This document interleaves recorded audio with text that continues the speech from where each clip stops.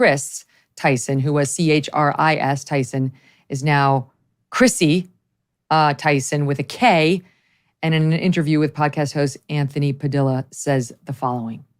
You've had a lot of people speculating on your gender. Yes. You know, just you growing out your hair. Yeah. Today you showed up fully presenting as a woman. I did, because I am a woman. Oh, shit! She, her. You've never said that before, right? I've never said that publicly, no. But I've been fully, confident in that decision for over a year now.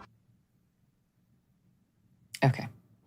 You are not a woman. You are a man who's going through something. Heart goes out to you, but you're not a woman. And don't confuse the young children watching MrBeast that you're a woman, because he's presenting now as a woman on MrBeast. And these young kids who are just trying to tune in to see MrBeast, clean up the oceans or have somebody he did a funny thing where they're trying to assassinate me, not for real, but hire a real assassin. They want to see the fun antics. Now have to watch this guy who yesterday was a man masquerade around as a woman, and everybody's just pretending nothing weird has happened, Oli.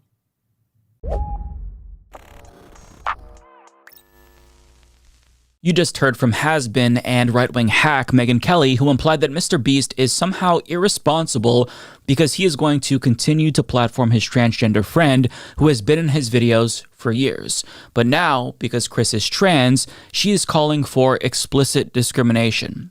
There's no other reason why she's saying that MrBeast should censor Kris.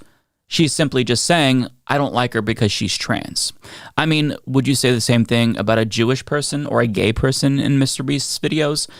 Of course not, because that's obviously bigoted. But when it comes to trans people, discriminating against them to conservatives is a-okay because currently it's socially permissible, and Megyn Kelly just doesn't like them. So she doesn't want to see it, and she doesn't want her kids to see it. But unfortunately for Megyn Kelly, trans people exist, and they will continue to exist, and they have always existed. They are your grocery store clerks, your chefs, your bus drivers, your Uber drivers, your pilots. Perhaps you know someone who's trans, or perhaps someone who you know is trans but hasn't told you yet. But kids learning about the existence of trans people is going to happen. It's inevitable unless you lock them in a dungeon forever. But the fear from Megyn Kelly is that if kids learn about the existence of trans people, then they're going to turn trans. But that's not going to happen. That's not how this works. And trans people aren't trying to turn your cis kids trans, contrary to popular belief. But if your kid happens to be trans, then trans people and their allies collectively want them to live in a society where they can be themselves, where they don't have to be ashamed of who they are, even if society refuses to accept them. But Megyn Kelly doesn't just reject Kris's trans identity because she's a bigot. Let's be clear. She's also a simpleton, right? It's hatred, it's stupidity too. And I say that because she couldn't even wrap her mind around the identities of fictional characters changing. So of course, actual human beings transitioning is far too complicated for her tiny brain to comprehend. Case in point. And by the way, for all you kids watching at home, Santa just is white, but this person is just arguing that maybe we should also have a black Santa. But, Santa is what he is, and just so you know, we're just debating this because someone wrote about it, kids. Yeah. Jesus was a white man, too. But, it's like he was a historical figure. I mean, that's a verifiable fact, as is Santa. I just want the kids watching to know that. Yes. But my point is, how do you just revise it, in the middle of the legacy of the story and change Santa from white to black? Yeah. I mean, you can't. I mean, that explains a lot, doesn't it? If she can't even comprehend changes to fictional characters, then obviously, it makes sense that she can't accept that human beings can change the gender that they were assigned at birth. Now, in the clip that you saw at the beginning of this video, she consults anti-trans grifter Oli London, who goes on to not only repeatedly maliciously misgender Kris, but also makes up egregious lies about her and says that she wants to turn kids trans effectively. Let's listen. Yeah, and it's incredibly harmful because the majority of the audience for MrBeast are young kids. Young kids idolize this YouTube channel. They want to become like MrBeast. They want to become like Kris Tyson. So when you have millions of kids looking at this person that is openly declaring, I am a woman, she, her, and they're also tweeting about taking hormones and how it saved their life, and they're encouraging their young audience to try HRT, hormone replacement therapy, that is incredibly harmful. It's one thing to be struggling with your identity and to try and deal with that and find happiness, but it's another thing to project that onto kids. I think that's really harmful. And, I feel for his wife and the baby, because, if you look at him just a year ago, completely different person. What has changed in a year that has made him feel the need to do this and declare himself as a woman? I think it's going to be harmful if he continues to be in the videos talking about these things, that he's a woman, and about hormones and things. It should just be about these fun videos, that kids love, kids enjoy. Shouldn't be anything to do with trans ideology. But sadly, I think a lot of kids are going to be, indoctrinated by this and want to become just like Kris or Chrissy or whatever he's called now. This is Megyn Kelly's supposed experts on gender ideology. First of all, Kris did not encourage her audience to try HRT. Even if they wanted to, they couldn't, because that requires a prescription, and a doctor would have to confirm that they have gender dysphoria. It requires a lot. Like, you can't just say, hey kids, go on down to Walgreens and pick up a bottle of HRT. That's not the way that it works. Oli London knows this. Kris simply said that HRT saved her life. That doesn't encourage anyone to do anything. She's just saying, hey everyone, this is who I am. I'm happy now. And MrBeast's videos also, they haven't changed at all. They're still apolitical entertainment pieces for younger audiences. You just refuse to accept that MrBeast, like most Americans, doesn't have a problem with his transgender friend.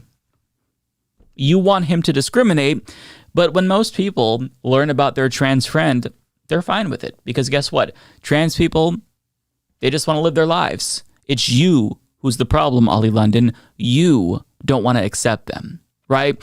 And there's this patronizing implication that Kris is confused. This is what both of them alluded to. And, she doesn't know who she is, and they pity her. And they assume that if everyone in society rejects Kris and misgenders Kris and is really cruel to her, that can somehow convince her to see the light and go back into the closet or be who they think she really should be. But what they don't realize is that the most difficult person to convince if you're trans is yourself. The same is true for gay people. And in her interview with Anthony Padilla, which I would highly recommend you watch, she explains just how difficult it was to accept herself. Was it more difficult for you to come out to yourself or to others? Myself. Far more. Once I came out to myself, I came out to myself with my therapist.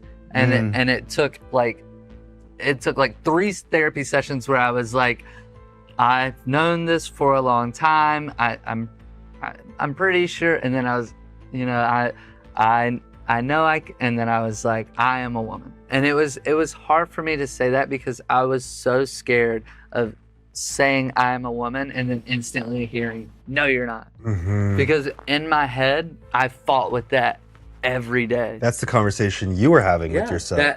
There was a voice in the back of my head that just hated me.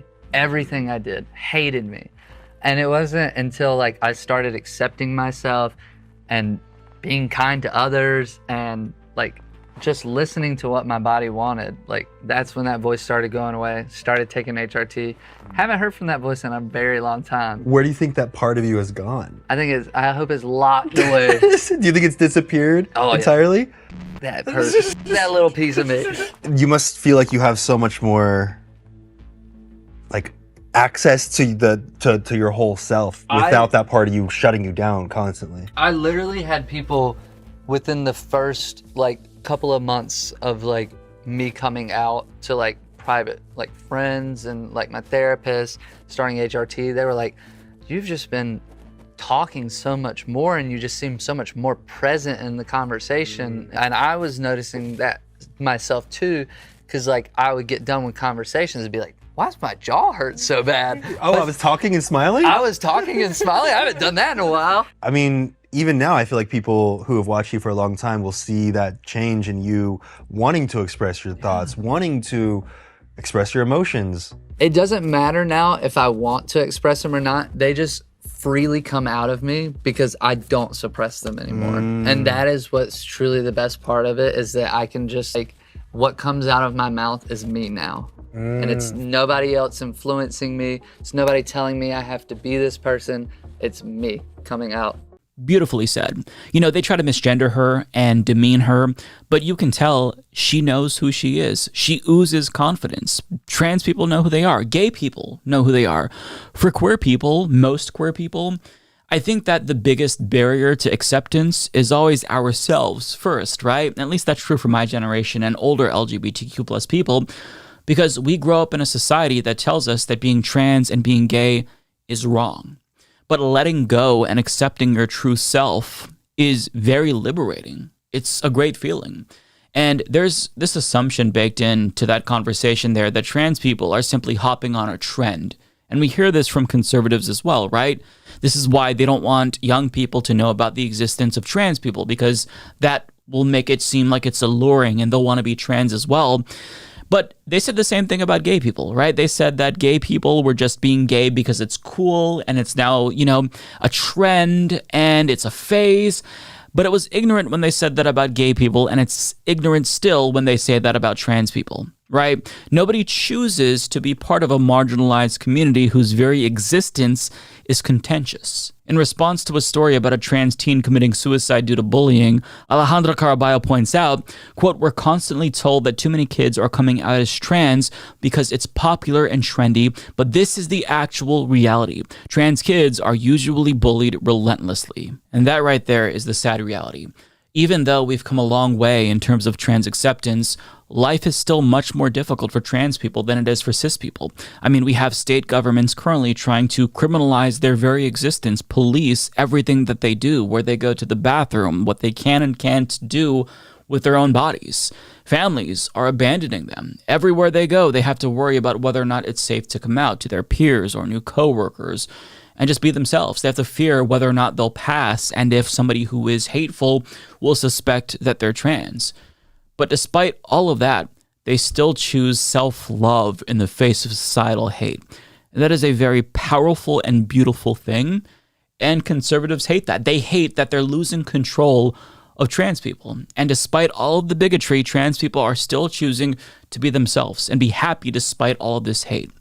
And to say that it's a trend, like the Grimace Shake or the Harlem Shake or some bullshit like that, it's not just idiotic and wrong. It's an attempt to delegitimize their very real identities.